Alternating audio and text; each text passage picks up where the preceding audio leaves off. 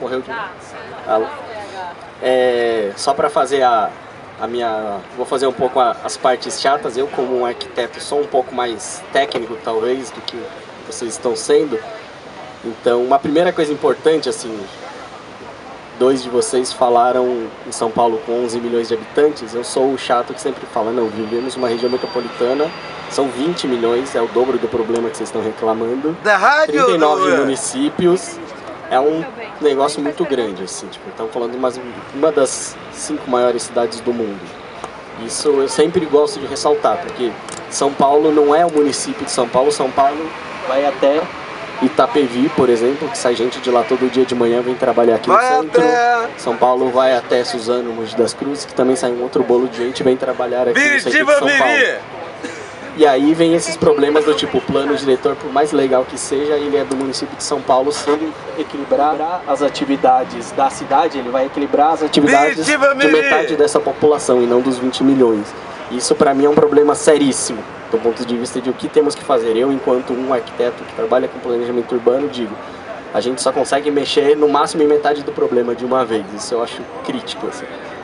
E aí a gente entra na questão do transporte. Então, eu entendo perfeitamente o que a Natália disse sobre a visão muito engenheirística do transporte. Eu, como arquiteto, estou sempre em contato com os engenheiros, estudei um pouco dessa parte da calculeira, o que é o índice de mobilidade. Nós somos nômades! E eu vou fazer um pouco a defesa, que é assim, você pode, por um lado, usar esse número de um jeito frio, que infelizmente é como costuma se usar.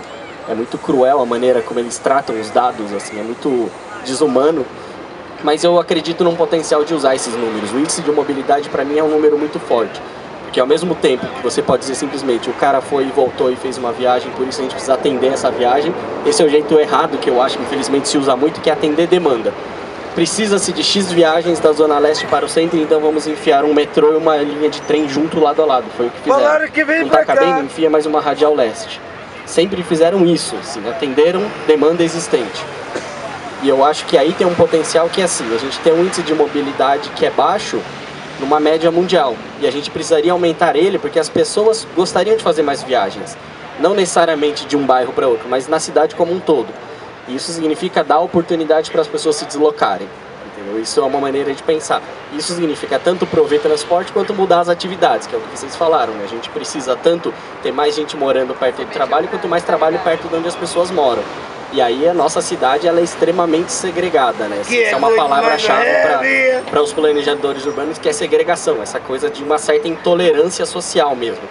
Você tem bairros muito ricos, como a gente tem os Jardins aqui do lado, a gente tem bairros muito pobres, e a coisa é extremamente diferenciada. E essa diferenciação acontece, ela é econômica, é social, mas ela acontece, o meio como ela acontece é principalmente através das infraestruturas, que é o transporte.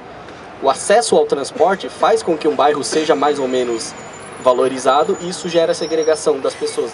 A pessoa consegue morar num lugar na medida em que ela consegue pagar por aquele lugar. Então, o fato de existir um metrô aqui, no meio do Largo de Pinheiros, e não existir em outro lugar da cidade, faz com que essa região seja mais cara do que outra. Então, eu vejo a possibilidade de prover transporte não só como atendimento de demanda, mas como um instrumento de mudança da cidade, que é o que a gente, pelo que eu entendi da conversa de todo mundo, é o que todo mundo deseja, mudar o formato que a cidade está organizada. Isso eu acho que é crucial. E aí, na questão dos transportes mesmo, outras coisas que eu acho importante é assim, entender que a gente tem vários modos, então, já que a conversa é intermodalidade, né? A gente tem vários modos de transporte. Essa palavra, que é um termo técnico, dá para entender assim: modo a pé, modo bicicleta, é de que maneira você vai? É de carro, é de ônibus. E aí, assim, sendo chato de novo, todo mundo fala transporte público, né?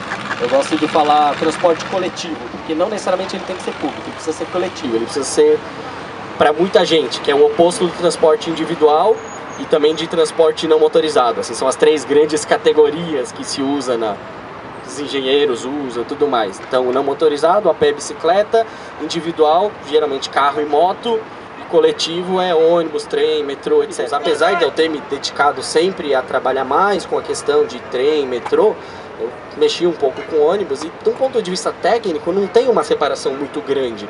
É uma outra tecnologia, em vez de ter trilho tem pneu, em vez de usar geralmente energia elétrica, o trem usa, o ônibus costuma usar diesel, alguma coisa assim. Mas é muito parecido, é um veículo passando atrás do outro para pegar as pessoas e levar por algum caminho. A questão é que você tem uma gradação entre o ônibus mais simples, seriam os micro-ônibus andando por aí pela cidade solto, até um corredor de ônibus, que é uma coisa um pouco mais rígida. Então a gente tem esses corredores de ônibus aqui da Rebouças, que é meio aberto, entra carro, entra táxi, mistura. A gente tem os corredores de ônibus, tipo o que tem lá no Jabaquara, que é fechado, que não mistura. Então é um pouco mais o modelo Curitiba, exagerando é o modelo de Bogotá, que é aquele corredor, é um corredor que quer ser metrô, né? Você separa do carro, não tem a possibilidade de misturar, porque ele é separado fisicamente, você paga antes de entrar, tudo isso, que é o que faz um metrô. Você paga antes, embarca e desembarca rapidinho, passa um atrás do outro, ele é uma via segregada, não se mistura com outros veículos, então ele rende mais, etc. Mas tecnicamente falando, eu gosto de chamar tudo como transporte coletivo por causa disso, porque é tudo um jeito de trabalhar diferente do individual, que é cada um guia o seu e fica aquele Deus nos acuda na hora do congestionamento, todo mundo quer cortar todo mundo, fica aquele desespero. Como se deslocar em São Paulo? Eu, particularmente, uso só transporte coletivo, assim como vocês citaram, eu sou um desses que espero que ainda seja jovem e possa tomar essa decisão de eu vou usar transporte coletivo. Não foi uma decisão política a princípio, foi uma questão financeira, eu não ia ter dinheiro para ter um carro, e não tive até hoje. Não temos carro, porra, amigo. E desde então, conforme eu fui me aprofundando nesse tema, eu percebi que também era uma causa política não ter, e defendo isso hoje. Mas é muito fácil para mim, como a Laura falou, pra gente viver numa maneira mais a pé, mais coletiva, morando dentro do centro expandido. Eu, felizmente, tive uma condição de vida de não morar tão longe, de não ter essa dificuldade de deslocamento, mas eu tinha, por exemplo, uma amiga da faculdade, os pais dela deram pra ela um carro, com muito suor, muito esforço, compraram um carro pra ela parar de gastar 2 horas e meia, 3 horas de ônibus, e passar a levar só 1h30 pra chegar na faculdade de carro. Entendeu?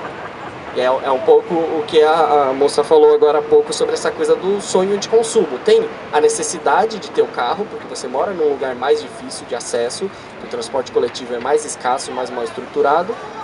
Tem uma necessidade social, tem um sonho de você ter um carro. Ter carro ainda hoje significa ter status, sabe? A gente aqui nesse meio é muito fácil falar não tenho carro e todo mundo achar legal, mas eu tenho amigos que de fato já ouviram no trabalho falar: pô, seu estagiário já tem carro e você ainda não tem? Sabe? Querendo dizer, você já trabalha e não comprou um carro ainda? Você é burro? Você está gastando seu dinheiro com o quê? É uma necessidade social, é um status ter esse carro. Então, é muito compreensível ainda que essa cultura exista, ela ainda existe e ainda vai perdurar por algumas décadas. A cultura é uma coisa muito lenta de mudar. Assim como a cultura da bicicleta está sendo um choque para lidar, a cultura do carro também está sendo, porque na verdade a cultura da bicicleta, ela desmonta a cultura do carro. Você perder meia faixa do seu carro para botar a bicicleta, você tá criando congestionamento, como se ele não existisse antes da bicicleta. É um absurdo, sabe? A gente tem, você falou 8 milhões de carros, né? Eu conhecia 7, vai estar na mesma. Porque nos piores dias, sabe aquele 1º de maio, choveu? Então feriadão, 1º de maio, sexta-feira, quinta-feira à noite choveu. Eu lembro uma vez aconteceu isso. Deu aquele congestionamento assim que ficou das 8 da noite até a meia-noite, todas as saídas para a praia parado. Disseram que não saiu 1 milhão de carros na rua naquele dia.